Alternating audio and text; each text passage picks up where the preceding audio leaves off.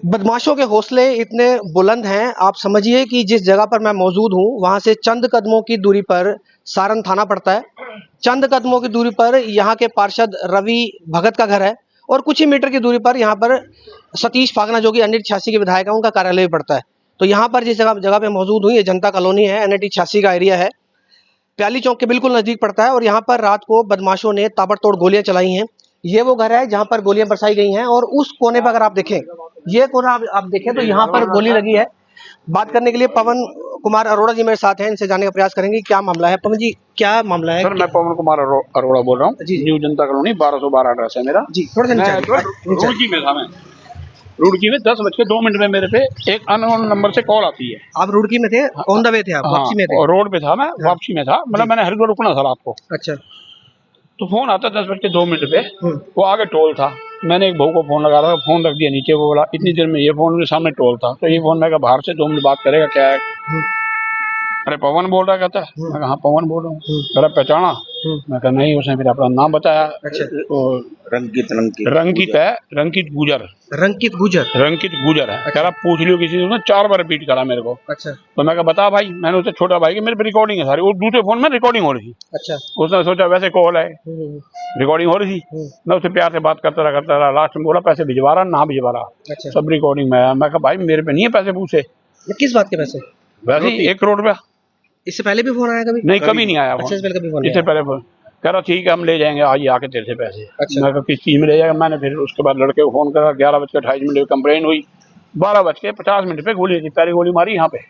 अच्छा, मतलब 10 बजे के आपके पास फोन आता है, 11 बजे आप घर पे इन्फॉर्म करते हैं। हाँ। 12 बजे कंप्लेंट हो जाती है। 11 बजे ही कंप्लेंट हो जाती है। 11 बजे कंप्लेंट हो जाती है और 12 बजे वो यहाँ पहुँच जाते हैं। 1 बजे पहुंचते हैं, 10 मिनट पहले। अच्छा। 2 घंटे बाद कोई पुलिस नहीं आई, कोई कुछ नहीं आया। अच्छा। उन्होंने फिर 3 फायर यहाँ करे। अच्छा। 1 फायर उस चौक पे करा है। 3 फायर कहाँ पे करे? यहाँ पे करे। मेरे घर है ना, है निशान है? नहीं, निशान तो ये यहाँ करे ना, देखो। अच्छा, एक बार देखते हैं। देखिए 3 फायर एक घर पे। अच्छा, यहाँ 3 फायर ऐसे करके करे? हाँ, वहाँ मेरी बहू थी ऊपर। निकलने वाली थी वो। अच्छा। नीचे कौन है। अच्छा। 1 फायर वहाँ हुआ तो निकलने भगनी। इधर 3 फायर करे। इतनी देर में वो निकली, अंदर हो गई। अच्छा। इतनी देर में यहाँ से गए, 1 फायर वहाँ जाके कराया। 1 फायर उस चौक पे किया? उस चौक पे पुलिस आई, CI ने सारे कारतूस लिए और फिर चली गई। अच्छा। ये तो क्या मामला क्या है, समझ नहीं आ रहा आपको? नहीं, कोई समझ नहीं। जानता ही नहीं मैं किसी को। जानते ही नहीं? जानता ही नहीं। रिंकी पुलिस तो निकालेगी ना खोज।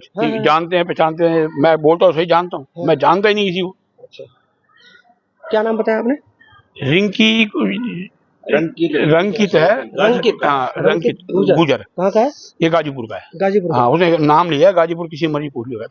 नहीं, मतलब आप ये समझिए कि चंद कदमों की दूरी पर सारण थाना पड़ता है। 150 मीटर पर थाना है। अगर पुलिस उस टाइम आ जाती तो क्या था, कुछ नहीं। अगर कोई बंदा मर जाता फिर भी तो आती पुलिस। भगत जी की गाड़ी फिर अगर हम मार देते उनको तो मैं तो मुलजिम थे, बिन काम का फंसते। है ना वसूली का काम। मगर पुलिस उसी टाइम संभालती। 2 घंटे में क्या नहीं होता। पुलिस चाहे ना गुरुद्वारे के आगे चप्पल ना चोरी होने दे। बिल्कुल सही कह रहे हैं। और इतनी बड़ी हादसा है। और शहर में रहते हुए क्या कार्रवाई पुलिस की? पुलिस के अब ले गए हैं प्रूफ इकट्ठे करके। देखो क्या करते हैं। CCTV फुटेज में आ रहे हैं, सारे आ रहे हैं। नहीं करेंगे कार्रवाई, शाम को प्याले चौक जाम करेंगे हम। अच्छा। बिल्कुल 100% जाम करेंगे। मैं ऐसा देखता हूँ, मैंने सबके साथ दिया है। किसी से राम राम, सबसे मेरी अच्छी राम राम है। कौन मेरे साथ आता मैं देखना चाहता हूँ। कल को भगवान ना करे, अभी मिसिंग मरे हुए मेरे 4 महीने हुए हैं। अच्छा। एकलौता लड़का है मेरा। कोई फायर हो, लड़के कोई मार जाता, मैं क्या कर लेता। और सबसे बड़ी बात है कि पता ही नहीं कि क्या चक्कर है, किस बात की फिरौती। या तो कोई चीज देनी हो मैंने, या कोई बात हुई हो मेरी कभी, तो भी बात है। किसी दुश्मनी नहीं है मेरी। तो जैसे कि मैंने बताया कि चंद कदमों की दूरी पर सारण थाना है। चंद कदमों की दूरी पर यहाँ के पार्षद, वार्ड 3 के पार्षद रवि भगत का घर है। तो हौसलों को देखना होगा कि बदमाशों के हौसले कितने परस्त हैं। इस समय रवि भगत भी यहाँ मौके पे पहुंचे हैं। जानकारी लेने का प्रयास करेंगे कि रवि भगत के एरिया में क्या हो रहा है। एक बार अंदर आ जाइए।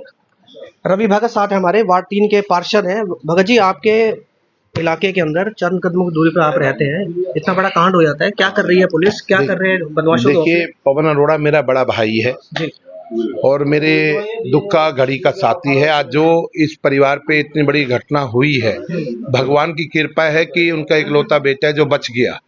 जो वो फारिग करने नहीं आए थे, वो जान से मारने उनके बेटे को आए थे।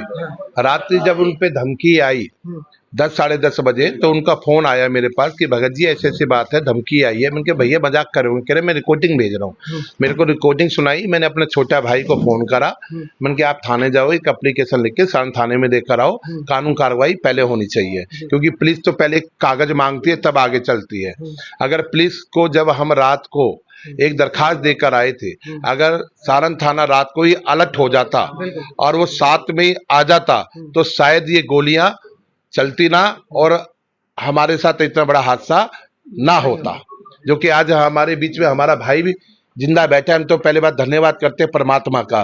फादर थे नहीं, फादर गए हुए थे बाहर, उनके रुड़की थे और वो यहाँ पर। तो मैं तो पुलिस की यही कहूंगा कि पुलिस थोड़ा सा नाकामी करती है। अगर जो भी कोई एप्लीकेशन आम आदमी भी देता है तो उस पर सख्त से सख्त कार्रवाई होनी चाहिए। अगर प्रशासन रात को ही आ जाता, 150 कितना मीटर, 150 मीटर है, रात को ही भागे आते तो ये गोलियां ना चलती।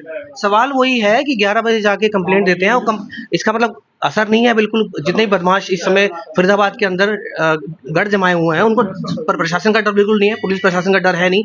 11 बजे कंप्लेंट देते हैं और उनको पता लग गया वो कंप्लेंट दिए, कंप्लेंट देने के बावजूद 1 बजे जाके गोली चलाते हैं और भगवान का शुक्र रहा किसी को गोली लगी नहीं। बिल्कुल, अगर गेट खुल जाता तो गोली भी चल जाती, गोली लग जाती, गोली तो चली है, गोली लग जाती। ये तो भगवान का बड़ा कुछ कर्म अच्छे हैं जो कि गेट नहीं खुला। और सारण थाने में आजकल नए नए सिपाही आ रहे हैं, हम उनको नहीं जानते, वो हमें नहीं जानते। पार्षद कौन है, आम आदमी कौन है, वो ऐसा व्यवहार करते हैं। मैं तो ये सीपी साहब से भी कहूंगा कि मौजूदा पार्षद हूँ रवि भगत जी कि थोड़ा सा सारण थाने में सख्ताई करी जाए कि पुलिस चाहेगी तो बदमाशी नहीं होगी, पुलिस चाहेगी तो बदमाश पैदा नहीं हो सकता। तो जैसे कि रवि भगत ने बताया कि जब तक पुलिस नहीं चाहेगी तो बदमाशी नहीं होगी। और हम अक्सर लगातार कहते हैं कि जब तक कानून की किताबों में ऐसे कड़े कानून नहीं लिखे जाएंगे तब तक इन बदमाशों के हौसले परस्त नहीं होंगे।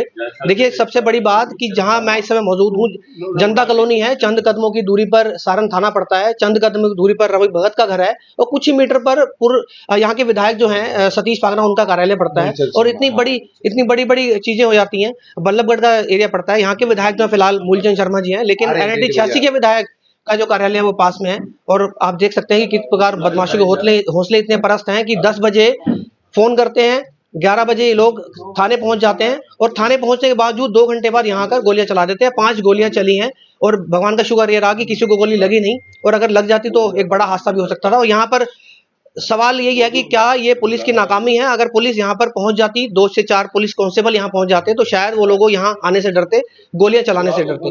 तो देखना होगा इसमें पुलिस कितनी जल्दी कार्रवाई करती है और पुलिस की लापरवाही देखने को मिलेगी। इसमें कोई बड़ी बात नहीं है कि पुलिस की लापरवाही है, क्योंकि अगर समय से पहुंचते तो इतना बड़ा हादसा बच सकता था। तो आप सभी से रिक्वेस्ट इस खबर को शेयर करें। किसी और खबर के साथ दोबारा जुड़ेंगे आपके साथ। खबर जड़ से डिजिटल देख रहे हैं आप और मैं आपके साथ उज्जवल हांडा। बहुत बहुत धन्यवाद।